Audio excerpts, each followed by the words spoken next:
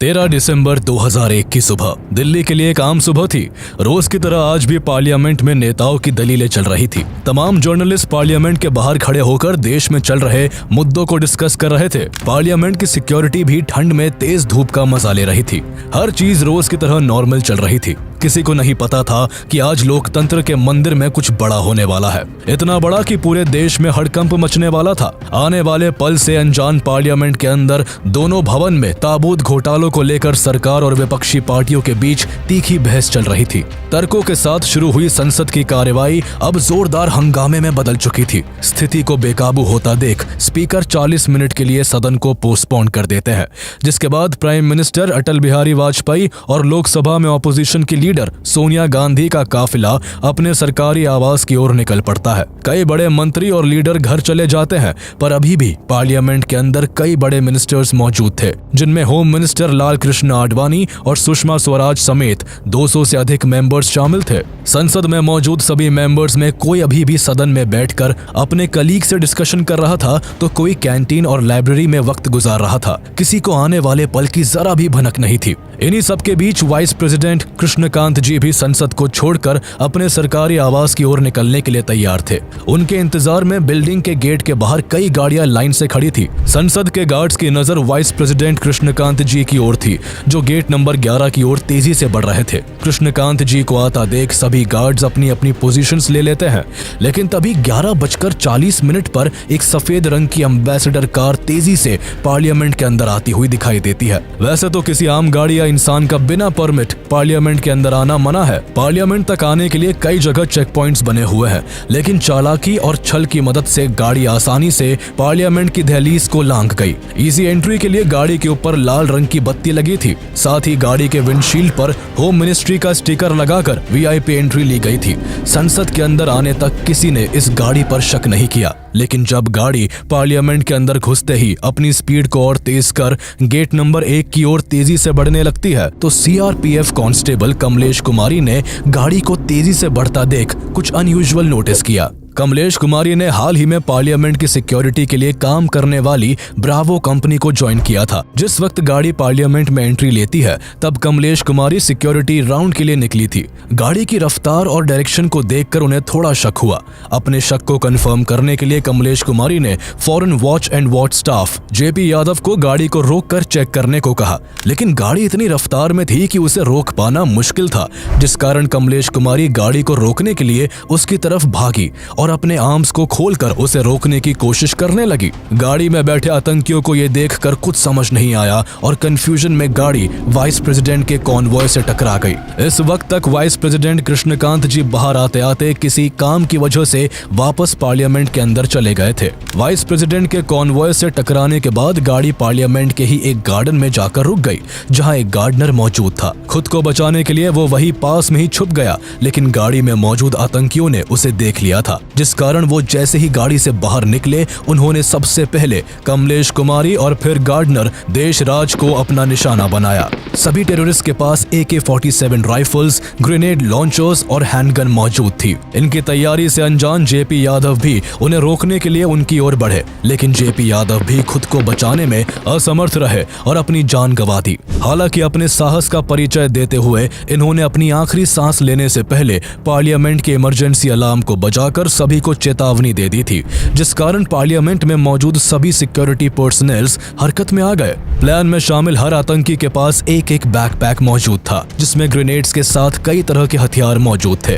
Attack करने के बाद आतंकियों का पहला टारगेट पार्लियामेंट की लॉबी में एंट्री कर सभी सांसदों को हॉस्टेज बनाने का था, जिसके लिए उन्होंने लगातार हवाई फायरिंग करनी शुरू कर दी। पूरा पार्लियामेंट गोलियों की तड़तड़ाहट से सहम उठा। संसद में मौजूद मेंबर्स को बाहर की आवाज तो सुनाई दे रही थी, पर कोई इन्फॉर्मेशन न होने के कारण उन्हें बाहर का हंगामा हमेशा की तरह विपक्षी पार्टी का प्रोटेस्ट लगा। लेकिन वो वक्त दूर नहीं था जब सभी सभी मेंबर्स के बाहर की सिचुएशन को जानने के बाद होश उड़ने वाले थे। ये वही वक्त था जब संसद में मौजूद parliamentary affair minister Pramod Mahajan के फोन की घंटी बजती है। फोन को उठाते ही प्रमोद महाजन के होश उड़ जाते हैं। 2 मिनट के लिए तो उन्हें विश्वास ही नहीं होता कि पार्लियामेंट पर अटैक हुआ है, वो भी टेररिस्ट अटैक। इन्फॉर्मेशन मिलते ही प्रमोद महाजन सभी मेंबर्स को अटैक की खबर देते हैं, जिसके बाद संसद में हंगामा मच जाता है। हर कोई डर से सहमा हुआ होता है। पार्लियामेंट की सिक्योरिटी में लगी पार्लियामेंट सिक्योरिटी सर्विसेज अपना पहला कदम उठाते हुए बिल्डिंग की सभी खिड़कियों और दरवाजों को बंद कर देते हैं। कमलेश कुमारी और जेपी यादव को मारकर सभी टेररिस्ट 2 और 3 के ग्रुप में बंटकर तेजी के साथ गेट नंबर 5 की ओर बढ़ते हैं, जहां से प्राइम मिनिस्टर का आना जाना होता था। इस गेट के एक्सेस के साथ आतंकी सीधे पार्लियामेंट के अंदर आ सकते थे, लेकिन यहाँ मौजूद सिक्योरिटी को जेपी यादव के कारण पहले ही इंफॉर्मेशन मिल चुकी थी और उन्होंने यहाँ के दरवाजे को बंद कर दिया था, जिस कारण आतंकी बौखला गए और लगातार फायरिंग करते हुए दूसरे गेट की ओर बढ़ने लगे। लेकिन यहाँ इन आतंकियों पर पहले से ही घात लगाए बैठे सीआरपीएफ कांस्टेबल संतोष कुमार ने एक एक करके सभी को छलनी कर दिया। कांस्टेबल कुमार ने पहले 2 आतंकियों पर निशाना साधा और फिर तीसरे को टारगेट किया, लेकिन अपने बचाव में तीसरे आतंकी ने लगातार कांस्टेबल कुमार पर अपनी AK-47 से वार करने की कोशिश की, पर एग्जैक्ट लोकेशन पता न होने के कारण इसका कोई फायदा नहीं हुआ, जिसके बाद कांस्टेबल कुमार की तीसरी गोली से आखिरी आतंकी भी मारा जाता है। इस वक्त तक 3 आतंकी खत्म किए जा चुके थे, पर अभी भी 2 टेररिस्ट जिंदा थे और दोनों लगातार फायरिंग करते हुए अलग अलग गेट्स की ओर बढ़ रहे थे। लेकिन जब दोनों ने देखा कि पार्लियामेंट के सभी दरवाजे बंद हो चुके हैं, तो इनमें से एक ने दूरदर्शन केबल की मदद से पार्लियामेंट के फर्स्ट फ्लोर पर क्लाइम करने की कोशिश की, लेकिन इस कोशिश को जवानों ने गोली मारकर नाकाम कर दिया। पर गोली लगने के बाद भी यह आतंकी हार नहीं माना और वापस से उठकर पुलिस वालों की तरफ ग्रेनेड फेंककर गेट नंबर 5 की ओर जाने लगा, पर पुलिस की लगातार फायरिंग के कारण गेट नंबर 5 पर पहुंचने से पहले ही इसकी मौत हो गई। लेकिन अभी भी संसद पर वार करने वाला आखिरी आतंकवादी बचा हुआ था। इसे अंदाजा था कि इसका यहाँ से सही सलामत निकलना नामुमकिन है। पार्लियामेंट के अंदर जाने के भी सभी रास्ते बंद थे, जिस कारण गुस्से में इसने पार्लियामेंट के मेन एंट्रेंस गेट नंबर 1 की ओर रुख किया और वहाँ ज्यादा से ज्यादा डैमेज करने के लिए खुद को बम से उड़ा लिया। चारों ओर धुआं और इंसान की जलने की गंध फैल गई थी। हर कोई डरा हुआ था। मीडिया हर खबर को लगातार टेलीकास्ट कर रही थी। मीडिया के भी कई लोगों को चोटें आई थी। 5वें आतंकी के मरने के बाद भी पुलिस और पार्लियामेंट सिक्योरिटी सर्विस की यूनिट अपनी अपनी पोजीशन से हिली नहीं। किसी को नहीं पता था कि असल में कितने आतंकवादियों ने हमला किया था। लेकिन जब लंबे वक्त तक सामने से कोई फायरिंग नहीं हुई तो पुलिस बाहर आई, जिसके बाद एम्बुलेंस की एक एक करके कई गाड़ियों ने पूरे पार्लियामेंट के आगे भीड़ लगा दी। पार्लियामेंट के एक एक कोने की चेकिंग की गई। मीडिया ने भी संसद के बाहर लाइव रिपोर्टिंग शुरू कर दी। हर तरफ खबरों में बस पार्लियामेंट हमले की ही बात चल रही थी। हमले के पूरे 3 घंटे बाद सभी पार्लियामेंट मेंबर्स को संसद से बाहर लाया गया। करीब 45 मिनट तक चले इस आतंकी हमले में संसद के सुरक्षा कर्मी और दिल्ली पुलिस ने अपने पूरे साहस के साथ आतंकियों के हमले का मुंह तोड़ जवाब दिया और 5 आतंकियों को मार गिराया। हालांकि आतंकियों का सामना करने में दिल्ली पुलिस के 6 ऑफिसर्स और पार्लियामेंट सिक्योरिटी सर्विस के 2 सुरक्षा कर्मी वीरता और साहस का एग्जाम्पल सेट करते हुए अपने प्राण देश के लिए न्यौछावर कर गए। जिंदगी और मौत की इस लड़ाई में एक गार्डनर की भी जान चली गई, साथ ही करीब 18 लोग घायल हो गए। पार्लियामेंट पर हुए इस हमले के बारे में किसी को कोई भनक नहीं थी। कोई ये भी नहीं जानता था कि हमला करने वाले 5 लोग कौन है, लेकिन उनके पास से बरामद हुए सामान से ये साफ हो गया था कि ये किसी और का नहीं बल्कि पाकिस्तान का ही काम है। सभी टेररिस्ट के पास मौजूद बैग्स में अच्छी मात्रा में ड्राई फ्रूट्स मिले, जो इन्होंने सांसदों को हॉस्टेज बनाने के बाद के लिए रखे थे। इनका मकसद पार्लियामेंट के अंदर बैठकर हॉस्टेजेस के जरिए भारत सरकार से अपनी डिमांड को मनवाने का था। इन्वेस्टिगेशन में इनके द्वारा लाई गई एम्बेसडर कार में करीब 30 किलो एक्सप्लोजिव मिला, जिससे ये साफ हो गया था कि ये गाड़ी को पार्लियामेंट के अंदर लेकर जाने वाले थे और वहाँ इन एक्सप्लोजिव्स का इस्तेमाल करते। आतंकवादियों ने इस अटैक को भले ही 13 दिसंबर 2001 को अंजाम दिया था, लेकिन इस अटैक की प्लानिंग काफी समय पहले से चल रही थी। दरअसल 24 दिसंबर 1999 को इंडियन एयरलाइंस फ्लाइट 814 को आतंकवादियों ने हाईजैक कर लिया था, जिसके बाद प्लेन को दिल्ली की जगह अफगानिस्तान ले जाया गया। यहाँ आतंकियों ने भारत सरकार से नेगोशिएशन किया और आखिरी में हॉस्टेज को छुड़ाने के लिए भारत सरकार को 3 टेररिस्ट को रिलीज करना पड़ा। रिलीज किए गए 3 टेररिस्ट में एक मौलाना मसूद अजहर भी था। भारत की जेल से रिहा होने के बाद मसूद अजहर 2000 में जिहादिस्ट टेररिस्ट ग्रुप जैश ए मोहम्मद को बनाता है और भारत पर अटैक करने करने की प्लानिंग शुरू कर देता है। उसे कैसे भी करके भारत सरकार से बदला लेना था और इस बदले की आग में अजहर ने लोकतंत्र के मंदिर पार्लियामेंट पर अटैक करने का प्लान बनाया। हालांकि प्लान को बनाने के लिए सबसे पहले अजहर को कुछ लड़कों की जरूरत थी जो उसके नापाक इरादों को पूरा करने के काम आने वाले थे। अजहर कश्मीर के कुछ ऐसे लोगों की तलाश में था जो उसके इस मंसूबे को पूरा कर सके। अजहर ने इस मिलिटेंट ग्रुप को तैयार करने के लिए इंडियन एयरलाइंस फ्लाइट 814 के हाईजैकर्स में से एक मोहम्मद अलियास सनी अहमद काजी की मदद ली। अहमद काजी के साथ मिलकर 5 लड़कों का एक ग्रुप तैयार किया गया। इस ग्रुप में सभी वो लोग थे जो अजहर के मकसद को पूरा करने के लिए अपनी जान भी दे सकते थे। ग्रुप बनाने के बाद अजहर ने पार्लियामेंट अटैक को खुद प्लान किया। भारतीय जेल में वक्त बिताने के कारण अजहर को भारत की अच्छी जानकारी हो गई थी। जम्मू के कोट भलवाल जेल में सजा काटते समय अजहर ने भारत से जुड़ी काफी इंफॉर्मेशन इकट्ठा कर ली थी। अजहर जानता था कि पूरी दिल्ली और इवन पार्लियामेंट के आसपास की सिक्योरिटी भी काफी अच्छी नहीं है। पार्लियामेंट की ओर जाती सड़कों पर गाड़ियों की प्रॉपर छानबीन के लिए ना कोई टाइट सिक्योरिटी है और ना ही कोई बैरिकेड्स लगे हुए हैं।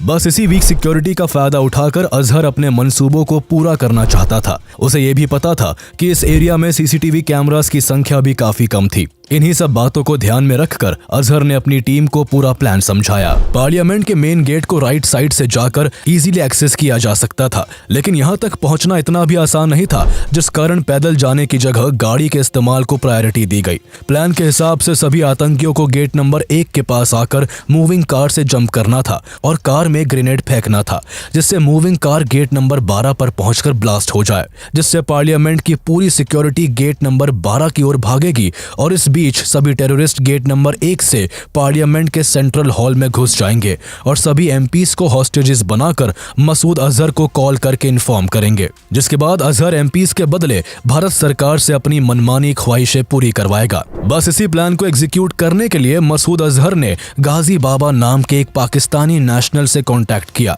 जो पहलगाम कश्मीर में अंडरकवर होकर रह रहा था। गाजी बाबा का काम 5 लोगों के फिदायीन स्क्वाड को कुछ दिन अपने पास रखकर शेल्टर देने का था। साथ ही उसे सभी आतंकियों को दिल्ली तक पहुंचाने का काम भी पूरा करना था, लेकिन अंडरकवर रहने के कारण गाजी बाबा खुद इन आतंकियों को दिल्ली तक नहीं पहुंचा सकता था। इसलिए उसने अफजल गुरु से मदद ली।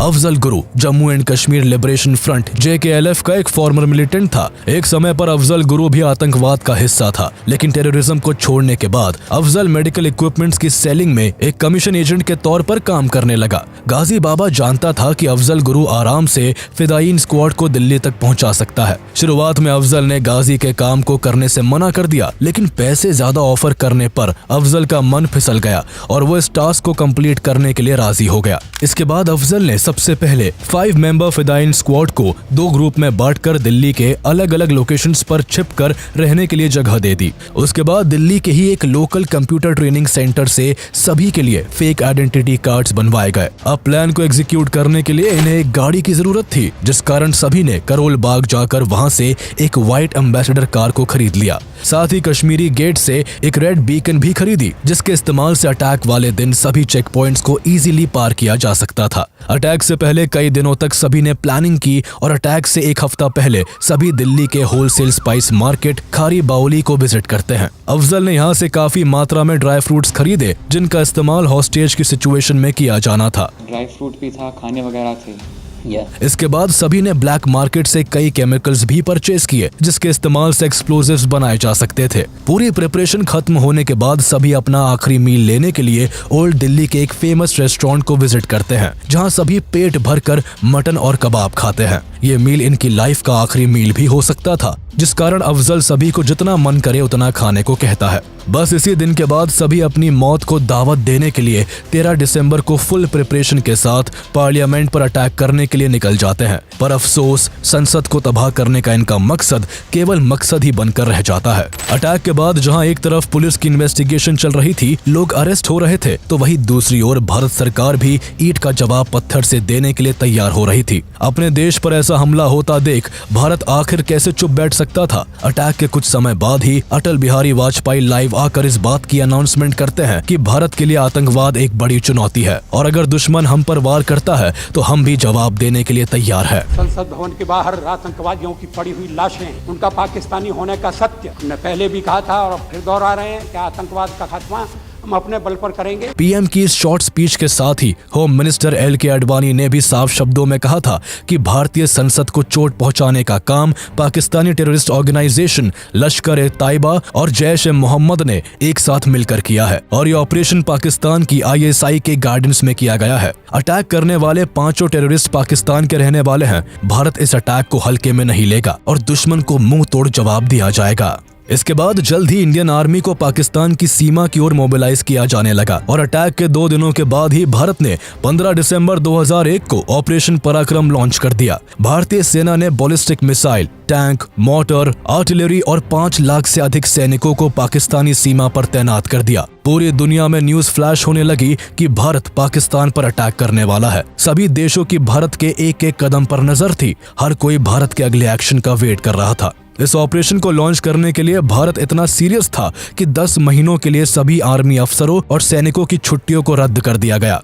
भारत तैयार था। हालात नाजुक बने हुए थे। किसी भी वक्त भारतीय सेना LOC क्रॉस कर पाकिस्तान पर हमला कर सकती थी, लेकिन तभी कुछ ऐसा होता है जिसने पूरे ऑपरेशन की दिशा ही बदल जाती है। दरअसल इस बीच पाकिस्तानी प्रेसिडेंट जनरल परवेज मुशर्रफ का एक बयान सामने आता है जिसमें कहा जाता है कि पाकिस्तान अपनी ओर से आतंकी गतिविधियों को बढ़ावा नहीं देगा। परवेज मुशर्रफ के स्टेटमेंट के साथ ही पाकिस्तान में 6 टेररिस्ट ऑर्गेनाइजेशंस को बैन कर दिया जाता है। दरअसल परवेज मुशर्रफ ने इस तरह का बयान सिर्फ इसलिए दिया था जिससे इंटरनेशनली भारत पर प्रेशर पड़े और वो वॉर को रोक दे। मुशर्रफ के बयान से ऐसा लगा जैसे वो भारत से वॉर नहीं बल्कि दोस्ती चाहता है, लेकिन आने वाले सालों में ये बात भी गलत साबित हुई। मुशर्रफ के स्टेटमेंट के बाद भारत पर वॉर को रोकने का प्रेशर बना हुआ था, जिस कारण वॉर की पूरी तैयारी होने के बाद भी पाकिस्तान की सोची समझी चाल के कारण भारत को वॉर रोकना पड़ा। जिसके बाद अटल बिहारी वाजपेयी ने एक स्टेटमेंट रिलीज करते हुए वॉर पर क्लैरिटी देते हुए कहा कि भारत पाकिस्तान पर कोई अटैक नहीं करेगा। पीएम के स्टेटमेंट के साथ ही सेना को अपना कदम रोकना पड़ा और फाइनली अक्टूबर 2002 में भारत की ओर से ऑपरेशन पराक्रम की समाप्ति की घोषणा की गई। इस ऑपरेशन के जरिए पाकिस्तान को इतना तो समझ में आ गया कि भारत आतंकवाद को ना शरण देता है और ना सहता है, फिर चाहे उसके लिए जंग ही क्यों ना करनी पड़े। भारत ने पाकिस्तान पर अटैक तो नहीं किया, लेकिन भारत के लिए पार्लियामेंट अटैक में जिम्मेवार हर एक मुजरिम को सजा देना जरूरी था। भारत के पार्लियामेंट पर अटैक की खबर पूरी दुनिया में आग की तरह फैल चुकी थी। हमला बड़ा था, इसलिए इन्वेस्टिगेशन भी बड़े लेवल पर शुरू की गई। दिल्ली पुलिस इस घटना की डिटेल इन्वेस्टिगेशन शुरू करती है। सबसे पहले पार्लियामेंट के हर एक एरिया को एग्जामिन किया जाता है। उसके बाद अटैक के लिए इस्तेमाल की गई कार के बारे में पता लगाया जाता है। कार के साथ प्रूफ के तौर पर पुलिस के पास आतंकियों के फोन भी मौजूद होते हैं, जिनमें पड़े सिम पुलिस के लिए बेहद मददगार साबित होते हैं। सिम और गाड़ी की बदौलत जल्द ही जैश-ए-मोहम्मद के 4 आतंकवादियों को पोटा कानून के तहत गिरफ्तार कर लिया जाता है। इन 4 लोगों में अफजल गुरु, उसका चचेरा भाई शौकत हुसैन गुरु, शौकत की पत्नी अफजान गुरु और DU के प्रोफेसर SAR गिलानी शामिल होते हैं। SAR गिलानी मूल रूप से कश्मीर के बारामुल्ला जिले के रहने वाले थे और उस वक्त दिल्ली यूनिवर्सिटी में अरबी भाषा के प्रोफेसर के तौर पर पढ़ाया करते थे। गिरफ्तारी के बाद आगे की जांच में ये साफ हो चुका था कि सभी आतंकी पाकिस्तान से थे। अटैक में पाकिस्तान की ISI का भी इन्वॉल्वमेंट था। भारत की जनता अटैक में शामिल लोगों के लिए फांसी की सजा की मांग कर रही थी, लेकिन पुलिस की कार्रवाई और कोर्ट के फैसले से पहले कुछ भी नहीं कहा जा सकता था। गिरफ्तारी के बाद पुलिस सभी आतंकियों को रिमांड पर ले लेती है। सभी पर मुकदमा चलाया जाता है, लेकिन सबूत के अभाव में एक लंबे ट्रायल के बाद शौकत की पत्नी अफजान को रिहा कर दिया जाता है। वहीं बाकी तीनों को दिल्ली के पोटा कोर्ट में फांसी की सजा सुनाई जाती है। वहीं 2003 में इस हमले के मास्टरमाइंड और जैश-ए-मोहम्मद के कमांडर इन चीफ गाजी बाबा को BSF ने श्रीनगर के नूर बाग इलाके में मार गिराया। पोटा कोर्ट से फांसी की सजा मिलते ही तीनों लोग दिल्ली हाई कोर्ट में चैलेंज करते हैं। गिलानी का केस उस समय सबसे फेमस और महंगे एडवोकेट राम जेठमलानी लड़ते हैं। इसका केस लड़ने के पीछे इस केस की पॉपुलैरिटी थी। अटैक के बाद गिलानी दिल्ली में काफी पॉपुलर हो चुका था। कई लोग गिलानी को सपोर्ट कर रहे थे, जिसके बाद 2003 में सबूतों के अभाव में गिलानी को भी छोड़ दिया जाता है। हालांकि शौकत और अफजल की फांसी अभी भी बरकरार थी, लेकिन बाद में सुप्रीम कोर्ट शौकत की फांसी की सजा को 10 साल की कठोर सजा में बदल देता है। वही अफजल गुरु को इस घटना का मुख्य आरोपी मानते हुए 20 अक्टूबर 2006 को फांसी की सजा देना तय किया गया। सुप्रीम कोर्ट के आदेश के बाद 20 अक्टूबर 2006 को अफजल गुरु को फांसी दी जानी थी। फांसी की तैयारियां पूरी की जा चुकी थी, पर फांसी से 7 दिन पहले इस घटना में एक रोचक मोड़ आता है। अफजल की फैमिली दिल्ली आकर प्रेसिडेंट APJ अब्दुल कलाम से मिलती है। इस मुलाकात से काफी चिंगारियां उठती है। मीडिया हर एक छोटी चीज को कवर करती है। शहीदों के परिवार इस मुलाकात से सख्त नाराज थे, जिस कारण स्थिति हाथ से निकल रही थी। लोग इस कदर भड़क उठे थे कि हमले में शहीद हुई कमलेश देवी के परिवार वाले अशोक चक्र लौटाए जाने की बात भी सामने रखते हैं। अफजल के परिवार वाले प्रेसिडेंट से मर्सी पिटीशन की गुहार लगाते हैं। इन सभी चीजों के चलते कलाम कोई कदम नहीं उठाते और अफजल के परिवार वालों की मुलाकात खराब जाती है। इसके बाद कई सालों तक अफजल की फांसी को लेकर मामला लटका रहता है, लेकिन 2013 में फांसी से केवल कुछ दिन पहले 3 फरवरी को प्रेसिडेंट प्रणब मुखर्जी अफजल की मर्सी पिटीशन को रिजेक्ट कर देते हैं, जिसके बाद फाइनली 9 फरवरी 2013 को सुबह 8 बजे अफजल गुरु को फांसी दे दी जाती है। अफजल की मौत के साथ ही पार्लियामेंट अटैक के सभी दोषियों को सजा दी जा चुकी थी। हालांकि इतनी सुरक्षा होने के बाद भी 5 आतंकवादियों का पार्लियामेंट पर अटैक करना एक बड़ा इंटेलिजेंस फेलियर था। इस हमले के बाद भारत को अपनी सुरक्षा को पुख्ता करने के लिए मजबूर होना पड़ा। पार्लियामेंट की सुरक्षा को और सख्त किया गया। अब पार्लियामेंट में अंदर जाने के लिए हर व्यक्ति को पहले से अधिक जांच से गुजरना पड़ता है। इस हमले के लिए दिल्ली के अंदर ही बैठकर कई लोग महीनों से प्लानिंग कर रहे थे, लेकिन इंडियन इंटेलिजेंस एजेंसी इस हमले को भांप नहीं सकी। ये बेहद अफसोसजनक था।